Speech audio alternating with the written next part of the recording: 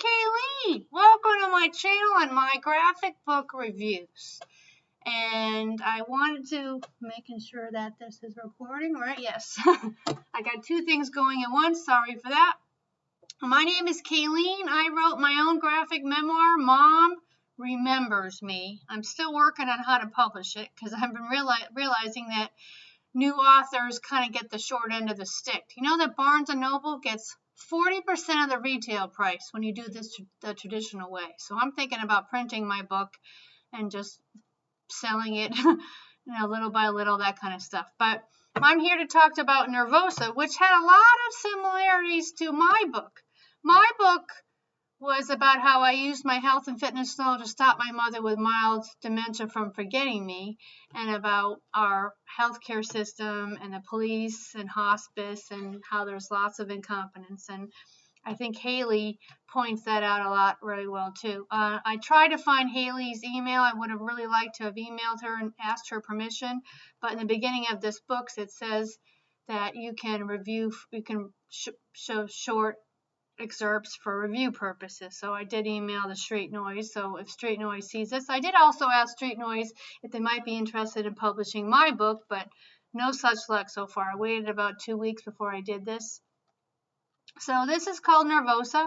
The art in here is very good. It's just really, really good book. You can't put it down. I really had a really good time with everything that she taught me as well. So I thought I would go through. I've got a lot of little notes in here. And I might have to get out my, oh shoot, where are my, oh, here's my glasses down here. It's awful to get old, right? To show you guys what she did. Well, this I felt was really enlightening when she writes down that really is a feeling of fat. And I have noticed this as a health and fitness professional myself. I've had people have the most insecurities about their body, even guys. I mean, everybody has them, right? I mean, one guy that I was working with, as he wasn't my personal training client, but he was a member of this club that I worked at, and he said he wanted to get his tricep so big so that when he straightened his arm, he would not be able to see his elbow. I just thought that was kind of bizarre.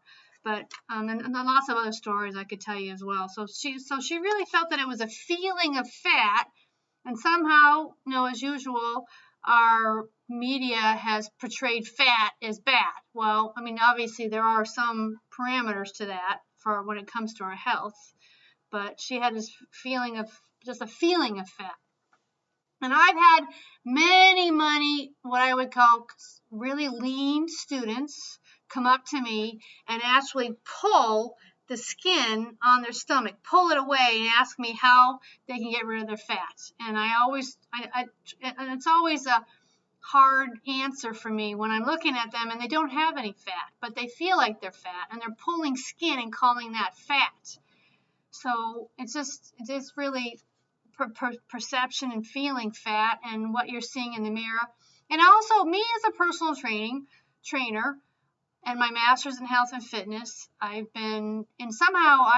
have realized, over the decades that bodybuilders somehow are revered for being, they really want to get to a certain weight and look a certain way, and I don't get it. So if you disagree with me, I would love to hear what you think.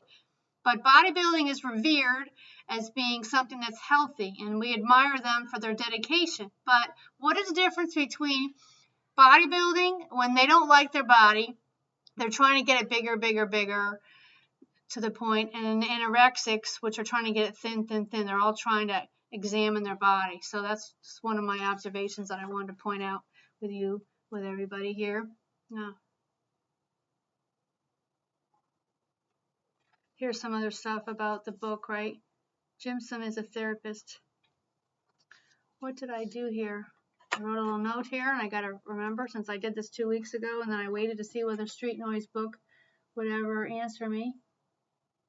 Oh, there was this one, Jimson was a therapist that was working in this clinic that she went to for anorexia, and he was an asshole. He was an asshole. If she writes exactly what she did, I wrote, what a moron, drug rehab. And I read a book or listened to an audio book, and it was all about drug rehab. And I would have, if you make a comment, I will look up exactly what book that was for you and answer that. But right now, I don't know off the top of my head. But he wrote the book pointing out that all drug rehab, is too short on purpose because they don't want to make people healthy and get better. So they do it on purpose to make them keep going back. So the rehabs make so much money off of insurance. And in grad school for me, for Springfield College, where I got my master's in health and fitness, they always pointed out there is no money in keeping people healthy. So you have to always remember that. There's no money in keeping people healthy. So that was one thing. That's why was this gentleman who did not help their psyche whatsoever. Plus, she mentioned that they didn't get any therapy whatsoever. Right? If they want to teach them to be healthy, French toast is, oh yeah, this is, as a nutritionist, they're feeding them French toast and lots of other stuff. Her examples are, there's nothing healthy. I mean, I know that they want to eat salads to stay thin, and they try to give them French toast, but what would happen when they got out and they're still eating French toast, which has minimal nutrients, right? They should be teaching them eating quinoa, vegetables, all that, but they don't want them to be healthy. They don't want them to get better. Oh, and then the other client the other therapist that was working in there is working there, and he's just like her father. So her father was not very good for her psyche. So the therapist there was not good either. So here's some more pictures from my book. Yeah, and then her father was visiting her and asked some other families, and then her father said, learn that they don't really help. They keep coming back over and over again. They don't want to help people. They want them to have to come back. And then she ended up going to a more severe where they actually tubed her. And then so he created the behaviors and of course the meds. This is a very good book. You will learn a lot, not just about eating disorders, but about our healthcare system. Yeah, here it is. I wrote, I don't blame her. Our healthcare system is incompetent, but she knew her parents did this. So if she'd done some journaling, and she doesn't, in the end of the book, never mind. I don't want to be a spoiler alert, right? I don't want you to, maybe I would hope that you read the book first, see this, and then maybe watch me, and then maybe we can have like a book group about it, other people seeing this. But this is a darn good book. Oh, they didn't have open bathrooms because they didn't want the people to hide their food or flush it down the toilet, right? Oh, and here is an example of why I think a lot of her stories, this is one of these stories, is exactly like my mother. So staff wanted them asleep and constipated, and that's what I actually had to fight a nursing home in probate court for 2 months to get my mother out. They were illegally holding her for the insurance money. It's all about the money. So that's what they wanted. That's what Haley realized, is that they just wanted people to be sick and they wanted them to be asleep.